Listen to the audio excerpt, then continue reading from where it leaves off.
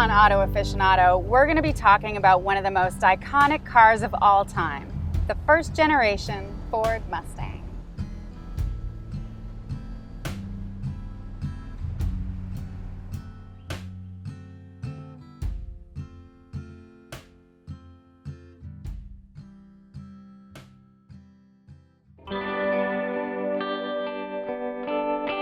The Ford Mustang is one of those Hall of Fame cars.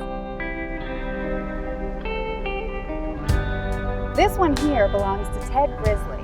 It's a 1967 frost turquoise convertible, and brand new, it would have cost you about $2,800. Believe it or not, you might have caught a glimpse of this exact car in several popular films and TV shows, such as the Netflix original series, The Queen's Gambit.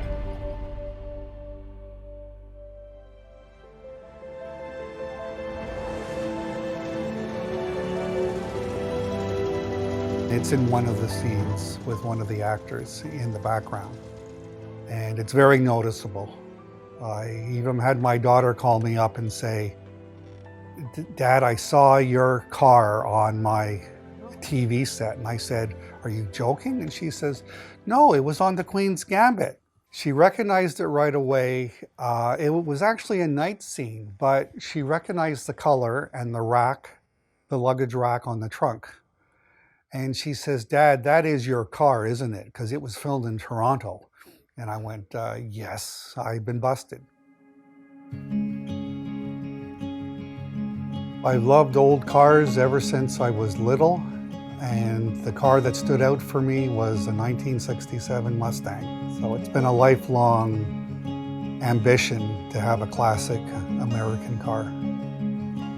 When I first saw the car, I was 8 or 9 years old.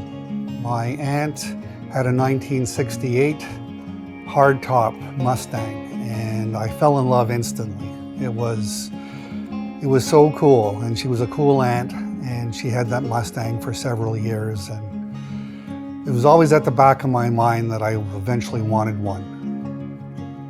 After my dad passed, I got a bit of an inheritance, and after spending it on my family with trips, I decided it was time for a guilt-free purchase. And I felt it was time to find something that I really wanted.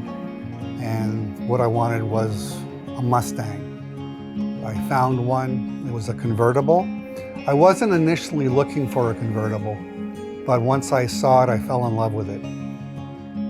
I wasn't crazy about the color at first, and then it grew on me. I'm the 8th owner of this car now. It's lived all its life in Ontario. It's in basically original condition with a few minor modifications. And it probably has seen very little inclement weather.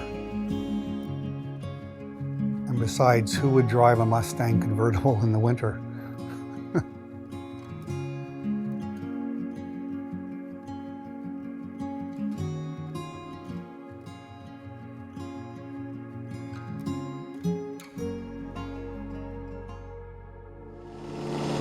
Back at Watkins Glen race course now. Preparations are underway for the Grand Prix.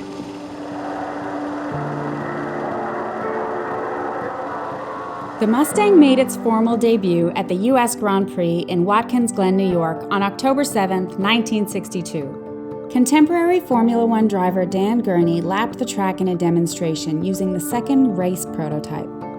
The car was blisteringly quick for its time, hitting speeds in excess of 100 miles per hour. Gurney's lap times were only slightly off the pace of the F1 race cars. For the next 2 years, both Mustang prototypes appeared at car shows and automotive events as show cars, where they attracted considerable attention but were deemed too complex for regular production. However, the Mustang name and emblem from the prototype did find their way to production vehicles and continue to this very day.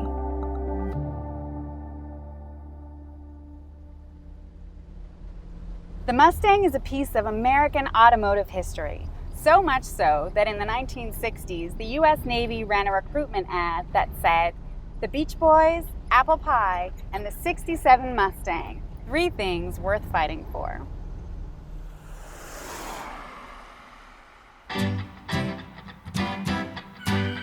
Ted's car came with the 289 V8 two-barrel carburetor. It had the points and condenser for the ignition, which he upgraded to electronic with a new coil. This eliminates some of the parts that are subject to mechanical wear and degradation over time. He also replaced the battery and upgraded the brakes from manual to power assist with a new master cylinder, but decided to keep all 4 drums and those lovely spoked wheels. Everything else remains as the original owner ordered it, even the AM radio, which still works. My first car was a 1963 Rambler American. I drove that car for 5 years throughout college and university, and I loved it. This was around 1979, so it still got me a lot of attention because the car was very square, it had a very basic engine, and that's when I started putting it in movies. I grew up in Montreal, and at the time, the Montreal film industry was starting to take off. So I used to mail pictures of my car to some of the film companies. So at a very early age, I started thinking, well, I can make money off of this and combine my love of films as well as my love of old cars. This is various extra work I have done. 2 different characters in a background of a French movie, and it was filmed in my hometown of Lachine. And so a lot of very, very, very nice old cars in there. And there's a friend of mine with a picture of Richard Chamberlain, and one of my all-time favorites with Christopher Plummer. Right here, it was filmed at Mirabel Airport.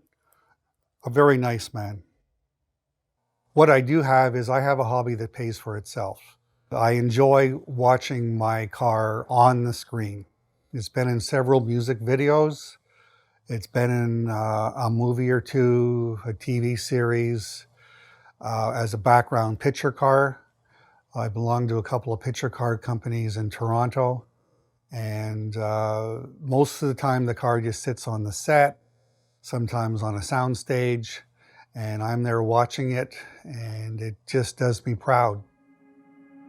Growing up, my dad was a Ford man. He had Ford T-Birds, Galaxy 500s, LTDs. So I always liked the older ones. With my 1977 Chevy Nova, I took my driving test in that car, and I still own it today. The car also belonged to the same aunt who owned my Rambler, and when she passed, I got the car.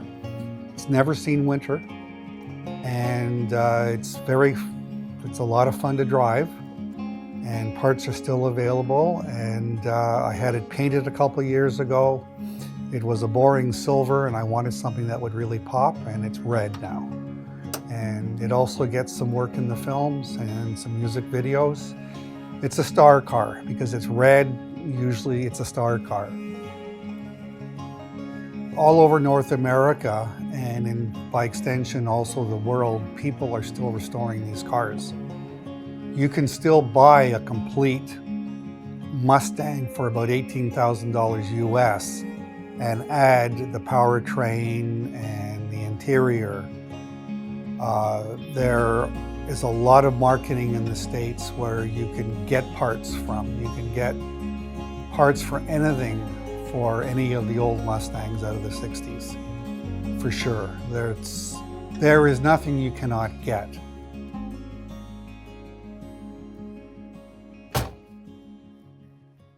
Currently in its 6th generation, the Ford Mustang has been in continuous production since 1965. That's over half a century that Ford has been making the pony car. The first prototype was co-designed in 1961 by a man named John Najjar. He was so fascinated with the World War II fighter plane, the P-51 Mustang, that he suggested it for the car's eventual naming. Pitching it to the higher-ups, John proudly touted the power of the P-51 Mustangs, and he saw the new automobile as an opportunity to commemorate the famous aircraft.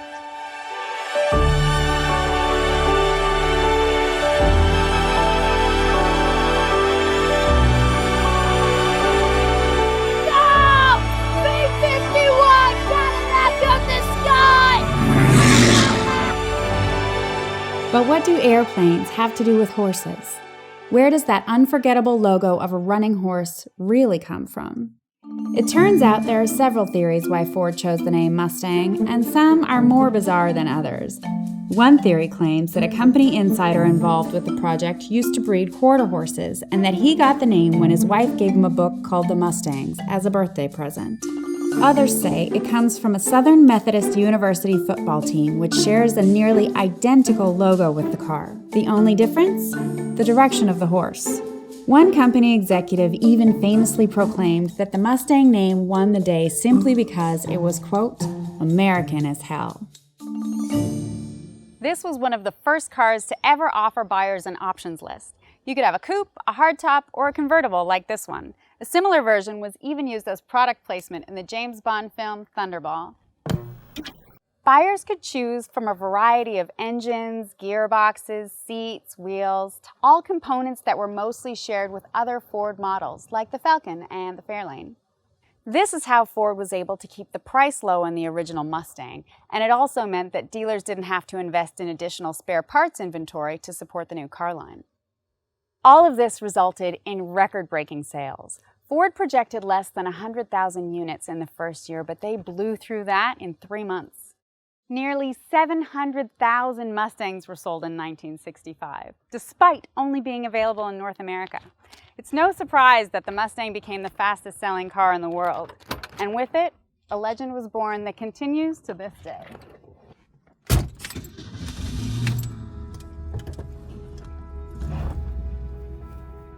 For more episodes of Auto Aficionado, make sure to like and subscribe, and let us know what you think in the comments. Until next time, stay tuned.